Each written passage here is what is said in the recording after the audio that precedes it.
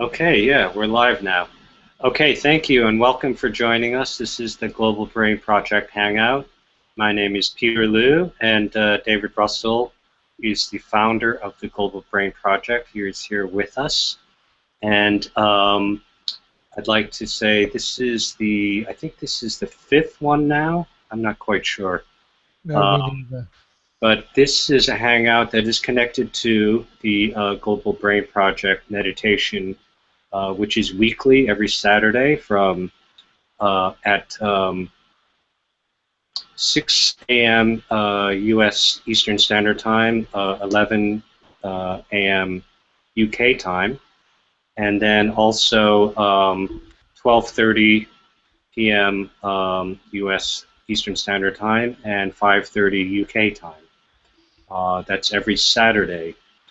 So the purpose of this hangout is to give you a little more information and ideas about what the Hangout is about.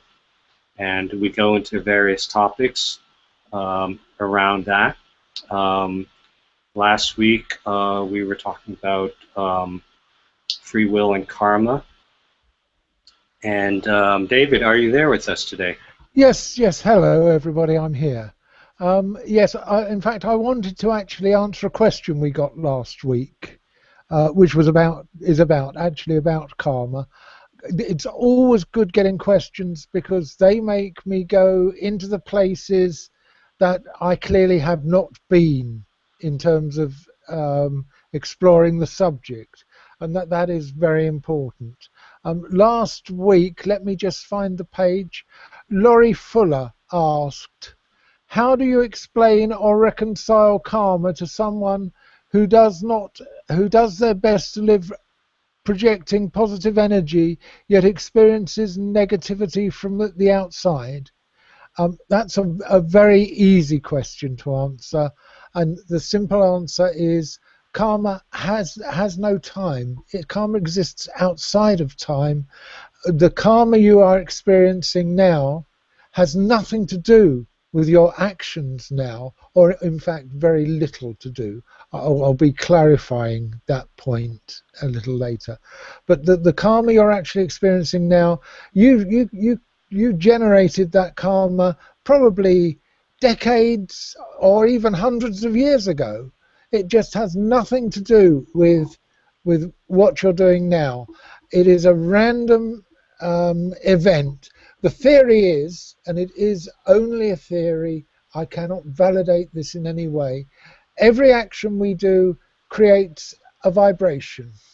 And that vibration goes away from us into the cosmos, and eventually it hits something and it comes back.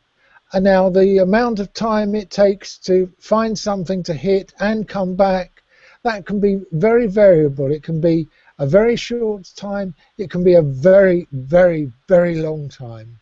It has nothing to do with our current actions. It has nothing to do with anything other than the randomness of karma. It is that factor that makes karma seem so random. Now, in my experience, and this is purely my experience, I am not saying that this is a benefit of meditation. I cannot validate it in any way. But in my experience, when you have meditated for a few years, you will find, well, I found that my karma, the karma that I was getting back, came back in a much more muted form. Nothing really bad happens to me these days. And I mean, plant pots or pianos do not fall on my head from a high place. I do not injure myself. I live a very calm and serene life. I have karma, but it's mild stuff. It's small stuff, and I kind of figure that either I'm getting to the end of my karma, and there isn't much more to go. I can't believe that for a moment. I think I've got a lot of karma still to go. Or I think meditation has had an effect upon the karma. When you meditate, you are producing such tremendously good vibes, such tremendously positive vibes, that they seem to have the power to overwhelm even the worst karma. Um, Once again, I'm not saying that's a benefit of meditation. I'm saying it's an experience that I have had, but it is an experience that I know other people have had who practice the meditation that I offer on my website, and I think it must have an effect. It must be an effect of the meditation. I can't see any reason why. I mean, karma comes at you, and it comes at you like a roaring demon sometimes. I have no roaring demons. I simply have no roaring demons. I have very quiet demons who kind of dance in my direction, wave at me, and go on their way. And that's just the way karma should be, you know. Karma shouldn't completely destroy your life. The best you can do with karma is do the right thing now, live the right life, send out the positive vibes. Eventually, they're going to have an effect on your karma.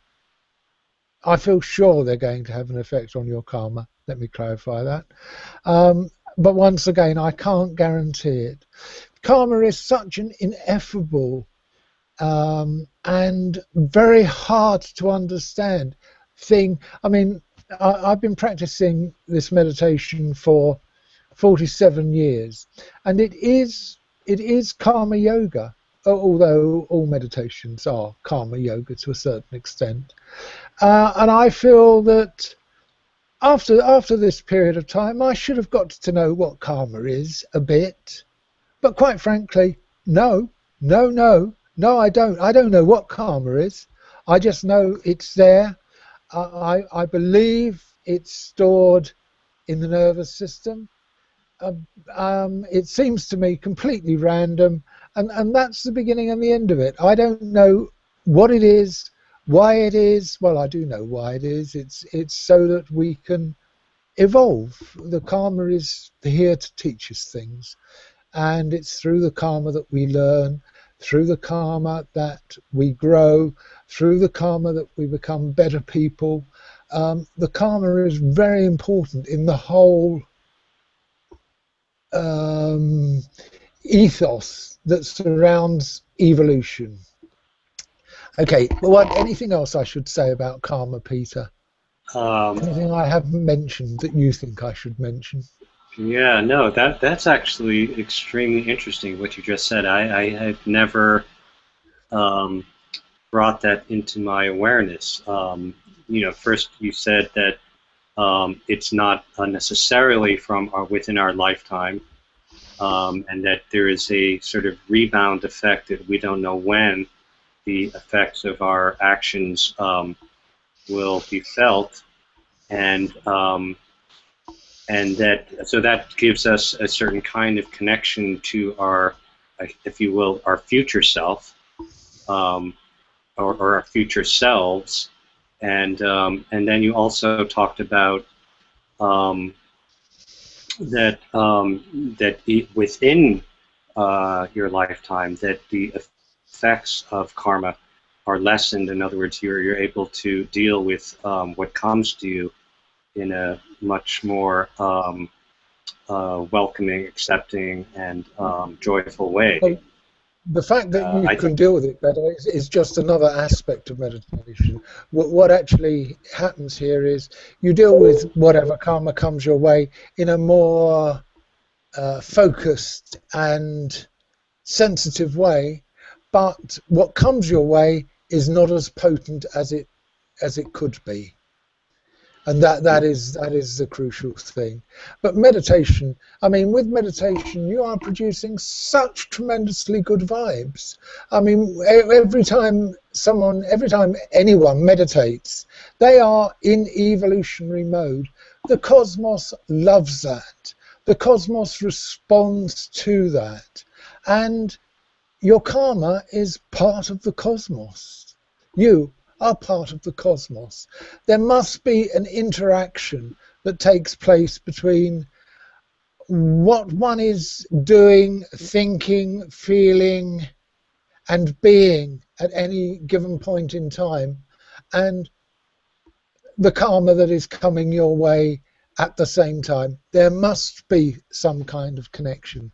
There must be some kind of effect that your current actions have on your past karma. Not dramatic. You can't get away from karma, unfortunately.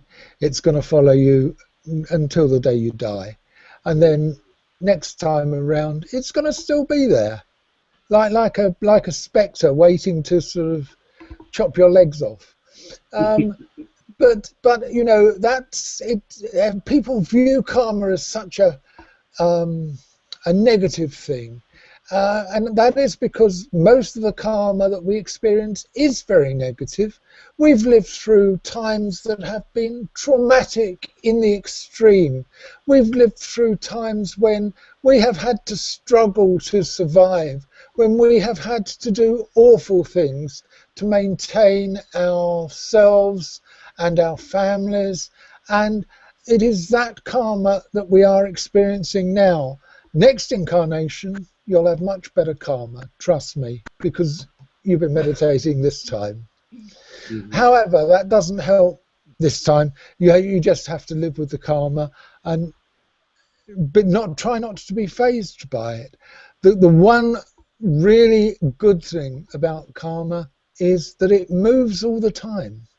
It continually moves. So karma today, no karma tomorrow. Bad karma today, no bad karma tomorrow. You know, it's going to change all the time, and that is well, for me anyway, it's a great reassurance. I know that whatever shit I happen to encounter in life, not that I actually encounter much shit these days, but when I did, I know that it's all going to change in a very short time, and it does. Anything else, Peter? So I was wondering, actually, so we're talking about individual karma. How about, you know, I mean, my feeling is that there are a greater number of people that are meditating as we speak, as each day, you know, passes us. You know, especially from understanding this through Facebook, there are so many calls for people to meditate, and do you think the meditation, the more people that are meditating currently now in the world, and the effects that it might have within each individual life, as a collective, as we are here at the Global Brain, does that have a different kind of karma as a collective, or is it? Do you feel about that? I think that the karma comes in many forms. There's national karma, there's social grouping karma. It depends the way your life pans out, quite frankly. I mean, your karma, to a large extent, decides in what direction you're going, or it points you in certain directions. It's up to you whether you go there or not. I think that groups of people meditating have a very profound effect on things like global karma. I think that global karma is very, very influenced by the people who are doing meditation events, people who are meditating on a regular basis, people who are just spiritual on a regular basis. That spirituality, it rings very true with the cosmos. The cosmos likes that sort of thing. It responds to that sort of thing. And I think that the effect of group karma must be extremely positive. I mean, I think you can see its positivity reflected in the social milieu in which we live at the moment. The social milieu in which we live is one, well, you and I live, perhaps, not necessarily. It's a bit of a generalization to say everybody lives in this, but our social milieu is one that's rich with spirituality. And that I think must have an effect. It must influence our individual lives, and because we are connected to everything and everyone, it must have an influence on everything and everyone. Whether people like it or not, it must have an influence on them. And that is why these meditation events are so important. Somebody wrote a comment on one of my graphics, and the comment was 137th. Does that mean that it's been a success or a failure? And I quite frankly, I didn't have a reply. It's not been a success or a failure. It has just been something that we have done because we have felt that every week it makes a contribution to the global vibe. Every week we make this contribution collectively, and every week the cosmos expects us to do it. That is why we do it every week. If every week this force appears, this cohesive, coherent collection of synchronized brainwaves, mental activity, call it what you will, appears, and it has a very harmonizing effect on the world, and that's why we do it. 137th or 138th doesn't matter. It's the fact that we do it on a regular basis that matters. Okay, any more, Peter? Well, I think it's actually what just occurred to me is interesting because what we were talking about earlier is that our karma is a vibration that goes out to the universe and then at some point rebounds and comes back, and so we don't know when that will be. And in the current culture we're in, which is a very sort of result-based culture, we need to see sort of a proof or manifestation of our whatever it is that we're intending to do or what we want. And what we're saying here is that there are certain immediate effects within your lifetime, as you were saying, that your ability to deal with past karma becomes much more easier to do, but Yeah. also that we are projecting ourselves beyond our lifetimes and beyond our individual selves in such a way that by the very action of meditating and meditating synchronously in itself, we can be assured of its eventual overall evolution of ourselves and our collectivity. And I think the conviction of that will overcome any sense of that we need to, quote unquote, see the results like Right. immediately. And I think that for me, that just enlarged my sense of taking this on to practice and to practice at the prescribed times that we are doing. And as always, I think we would like to encourage everybody not only to participate, but to engage everybody that they know that is of interest and would like to have an effect on the further evolution of our consciousness and each other, pass it forward. So I would think that given the technology that we have at hand with Facebook, that the ability to network our consciousness is so vast right now. It's never been like this, and it seems very clear to me that this is something that can hit a vast momentum as quickly as everybody would like it to. Sure. I mean, as it is, of course, the fact that when we meditate collectively, when we do these collective things, we are all generating our individual packet of vibes, as it were, but everybody in the group meditates from whatever everybody else is generating. It's a very cumulative thing. We all benefit immeasurably from the collectivity of these meditations. They have an effect on a big effect on everything that we experience. They have a big effect on our spirituality. They have a big effect on our growth. We might not be aware of it because all this happens at a subtle level. I mean, when you think about how we are engaged in day-to-day life, engagement in day-to-day life is a very gross experience, and we're not talking gross here. We're talking subtle. This all happens deep within the mind, at subtle levels of thought, where thought hardly exists, in fact.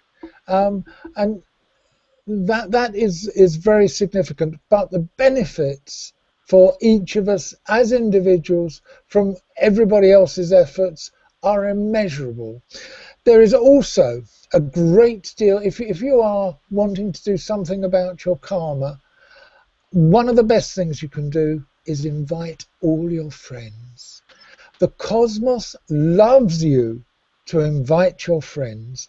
I can't say that this will have an immediate effect on your karma. In fact, you may not actually experience the benefit of this for decades, but it will have an effect.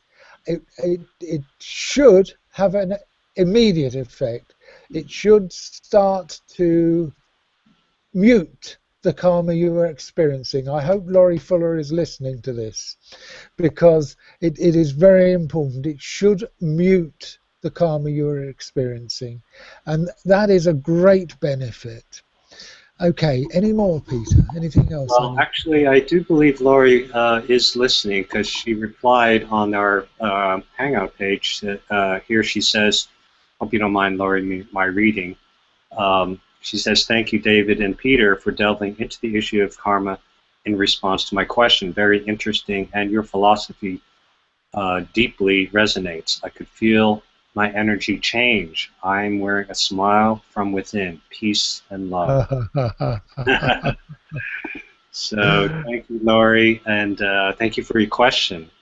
Yeah, it's really good to get the questions. You know, they, as I said, they make me go into places that I have not been with the subject, and they deal directly with points that people need clarification on, and that is really crucial. So, anything else I need to talk about today? I can't really. I think that might be good for today. I don't know. How do you feel? Okay. Yeah. Yeah, I feel I've kind of said everything I can about this. Next week I shall be saying the same thing again, but using different words. So yeah, I actually encourage everybody on this broadcast or on the replay to, if you have any questions, you can submit them to our Global Brain Project Google Hangout page, and we will go into it Yeah, on the next broadcast. we will indeed. Yes. Okay, everybody, thank you very much for listening. I hope you got something out of that. I certainly did. I can hardly talk. My voice is almost gone. Yeah. Well, thank you very much, David. That was very illuminating for me, and I enjoyed this thoroughly. And so I'll see you next week, David, and everybody. Please join us again at the same time, and also join us for our weekly meditation tomorrow. Yes, indeed. And thank you very much. Peace and love. Thank you, Peter. Thank you, everybody. Bye-bye.